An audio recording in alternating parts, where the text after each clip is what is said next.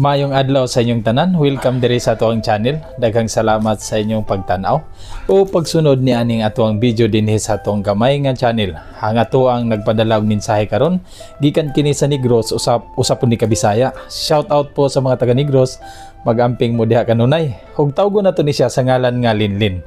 Ug mauni ang iyang mensahe. Binisayon na lang nako. Mayong adlaw sa mga kuya. Tawagan na lang ko og Linlin na taga Negros, 31 ang edad. Mangayo unta ko og tambag sa mga kuya, may tungod sa ako ang bana.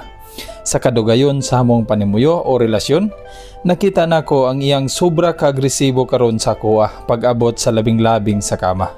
Aminado man jud ko kuya na malipayon kayo ko nung bago pa lang mi gaipon, pero karon nasubrahan na jud kaayo siya sa pakipaglabing-labing sa kuha sa kama. Wala na ko malipay, dili na healthy, usahay sakit na kayo ang ako 33 pa lang ang iyang edad karon kuya, ug sa karon gani niwang na kayo ko. Usahay ako siyang gitagaan og chance, upat ka round sa usa ka gabi, tapos ay siya mosulod sa iyang trabaho, muhangyo pa jud og isa. Wala man sa kuang hunahuna nga biyaan kining tawhana tungod kay bisag ingon ani kini, makakaon raman pud mi og mayong pagkaon kauban sa akong mga anak. Unsa kaha ang akong mayong buhaton kuya? Hulaton nako ang imong tambag. Salamat kayo kuya. Okay, Ma'am Lynn, mayong adlaw po sa imo ha. Medyo napa-smile ko gamay aning imong mensahe sa ako. Abi nimo ma'am, kaning problema tan-aw nako psychiatrist jud ang expert ani nga makahatag sa imo og maayong tubag. O pwede po nini ang DSWD para mapa-counsel nimo ang imong bana ug kauban na pud ka. Pero sulayan ako muhatag og tambag sa imuha para ani nga problema sa imong bana. Sa edad sa imong bana nga 33, kanimoy edad nga sobra kataas ang pagka-agresibo pag-abot sa kama.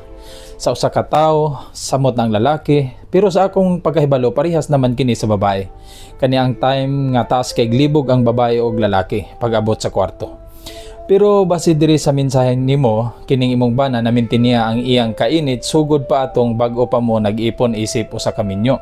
Og ingon nimo diri, mas nisamot pa siya karon sa kainit sa imuha. Imong gipamatud-an ka na tungod kay naniwang ka kaayo karon. Buot pasabot niya na perti jud pagkahiliga himuhang bana.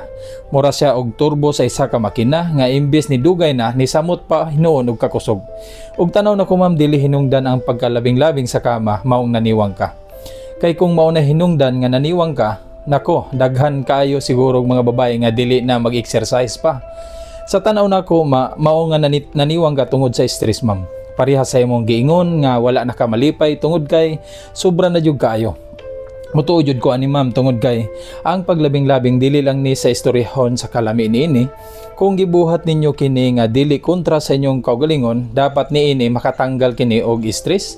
Pero base sa imong giingon diri, gitagaan lang nimo og chance imong bana. Buot pasabot, wala ka malipay, wala na nimo pansina pa ang mga ingon-ana nga buhaton. Kumbaga, compliance na lang para sa imong bana para maangkon lang niya ang iyang kaugalingon nga kalipay. Mao nga imbes na mawala unta ang imong stress, diri sa imong problema ma'am, mas nag-create pa siya og stress sa imuha. Nga posibleng hinungdan nga maong naniwang ka. Mao ni akong matambag sa imuha ma'am. Una, sulay usa nga istoryahon imong bana na kung pwede paubsan niya ang mga round nga gihimo ninyo pag magkatapad mong duha. Ingna siya nga nalipay man pud ka, pero usahay nasakitan pud ka. Istorya siya og maayo basin og masabtan kaniya. Pero kung masuko siya sa imong hangyo sa iya, tanaw nako mas maayo magpa-counsel na lang mong duha. Libre naman kini para DSWD ang mag-istorya sa iya. Or pwede po ni siya sa psychiatrist. Ang problema lang ani, mahal ang bayad pag sa psychiatrist. Tapos obserbahin mong bana, basin sige siya og tanaw og porn, mga panalanaon nga nasa kama ang babae og lalaki. Usa man pod gud ni nga mapag-trigger sa lalaki nga pagsige og tanaw anang mga bidyuha mao permi siyang ganahan sa imuha. Dili man unta ni sayop nga buhaton kung naa sa mayong paagi lang unta. Gumikan kay sa imuha man niya gibuhat dili man sa ubang babae.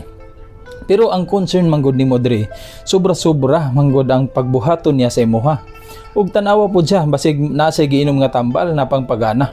Mao na enjoy niya kayo kini. Nakalimtan na niya kung okay ka pa ba o na-enjoy mo pa ba ang iyang gibuhat sa imuha. Tanawa po na kay kung nag-inom jud siya, istorya siya ng mga butanga. Ug sa imong pagkaniwang ma'am, bawian na lang kini sa mga healthy nga pagkaon, mga prutas o gulay para mobalik imong alindog. Diri wala man kagaingon kung pila na ang inyong anak. Kay kung daghan na, ingna yung bana nga hinahinay na para dili na kayo maglisod sa pagbuhi sa mga bata. Daghan pa kayo og hinungdan ang lalaki, mao agresibo sila sa mga babae. Dili na nako maistorya ang tanan, gumikan kay wala man kay plano nga biyaan nimo ni imong bana. Usbo nako magistoryahay mong duha, anang inyong problema. Swerte gihapon ka bisan sa imong kahimtang karon kay bisan ingon ani imong bana. At least sa imo gigamit ang iyang ineriya dili sa uban nga babae. Ug manghinaot ko ma'am nga makatabang kining ako ang tambag, okay? Ug hangtod sa sunod atong pagkita, paalam.